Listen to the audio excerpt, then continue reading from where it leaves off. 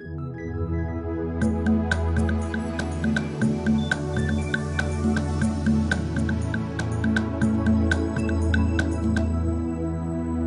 Chris Loomis. I'm going to be your safety presenter. My background, DuPont. So nobody gets hurt. That's got to really be their goal at the plant. And for yourself personally, think about this. Take this home.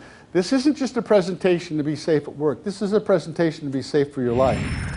You'll all recognize this one real easy.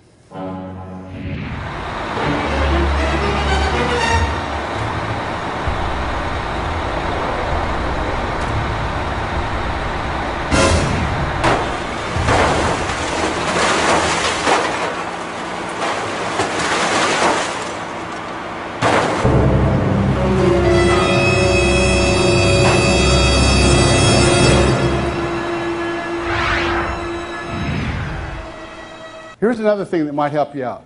Remember, when you go home and you're safe, you model it for your children. You model it for your family. And they watch what you do, and they become safer. So it passes forward generation to generation. When you're safe at work and you're one of the more experienced workers, the senior workers, younger workers will model after you. Can you create an accident-free work environment? Yes or no? Can you? That's really good because the first two groups said, no, you can't. Yes, you can. Who's the safest person you should know? You. Well, that's great because group before last said it was an engineer or a pilot. Yeah, you want those guys to be safe, absolutely. You would hope you're going to be safe. And you hope the person to your right and to your left is the next safest person you know. Because you want them to be safe too. Because they can affect your health. You can affect theirs. This was the key that helped the Victoria plant be safe for over 4 years without a lost time. It's a 24/7. At DuPont, for years and years, they taught safety.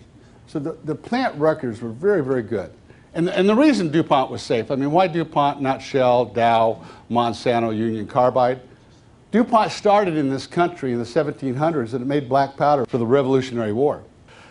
Well, in making black powder, they blew up part of their family. So if they wanted to make it to the next generation, they had to learn how to do it safely. And so that culture started all the way back in the 1700s.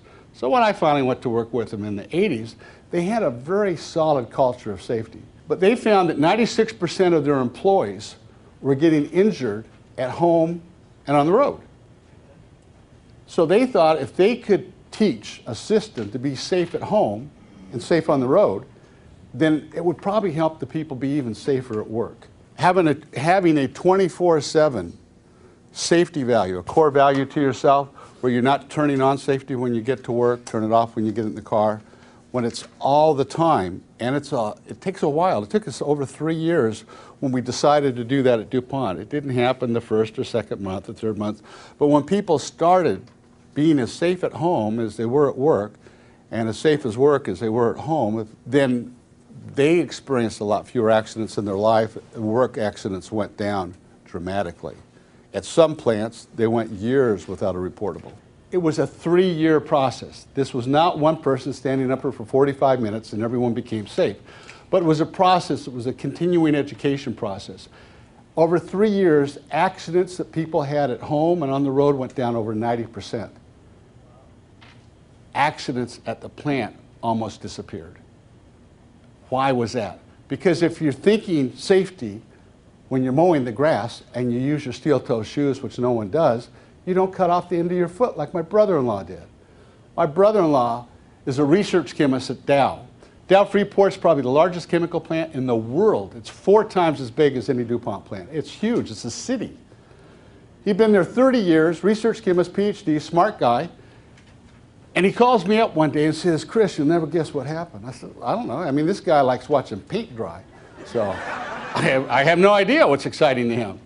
And he said, well, I was mowing the grass, and I had my shower shoes on, and my foot slipped. I cut off the end of my foot. I mean, he was so careful that when he got out of his car, or actually before he got out of his car at the plant, he put on safety glasses.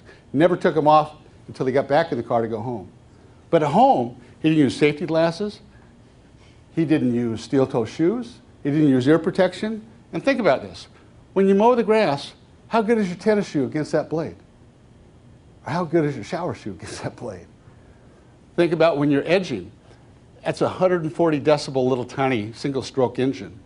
30 minutes degrades your hearing, but you wear ear protection at work. Think about those little rocks kicked up by that little piece of filament line. That little rock kicked up is 200 miles an hour, go right through your eye like that. But we don't use safety. How many people use safety equipment at home, PPE at home? Okay, a few, great. Now if you all did that, and you all thought about that, and you thought about safety on the road, then when you come to the plant, it's just a natural carryover. You don't think about it. And that was the paradigm shift that we had. It was a huge paradigm shift. People no longer had to think about being safe at work because they were being safe all the time. It was just something they did. It was a core value. Is 99.9% a good enough expectation? Is that a good enough goal to shoot for? No. And I'll show you why. What does 99.9 mean? What's the difference between 100% and 99.9 is 1/10 of 1%. Just a little tiny fraction. It means that 1 hour of unsafe drinking water every month. Now you don't know when that hour is going to be, but that hour you drink the water and you're going to be sick. It means 2 unsafe landings at Atlanta Airport. That's a huge airport. 200,000 incorrect drug prescriptions. You hope you don't get one of them. 500 incorrect surgeries every single week. 50 newborn babies dropped in your head. 50 babies dropped in their head every day. I hope there was none of you that was one of those 50. You look around, you're like, yeah, I think you were. And 250,000 defective tires. You have, I hope I don't have one of those tires. Oh, what does it mean to your plant? Let's put 800 people. Let's put both plants together, bottling and brewing. So what does it mean? A near miss every single 6 seconds, or every 6 seconds. A near miss. That's 1/10 of 1%. First aid every 36 seconds. Safety manager's going to be running out of paper. Recordable every 30 hours. 1/10 of 1%. Lost time every 312 days, or fatality every 300 months. I know when I gave a couple presentations early yesterday morning, I asked the group, I said, is it possible to have an accident-free work environment? And the answer I received back was, absolutely not. Cannot do that. You have to work toward that. If it's your expectation that you can do that through time, I guarantee you can do it. I've seen it done. I've worked there. I've been doing this for a couple of decades. I've seen plants go from where they're really challenged in safety to virtually perfect. But it's a core thing that each individual has.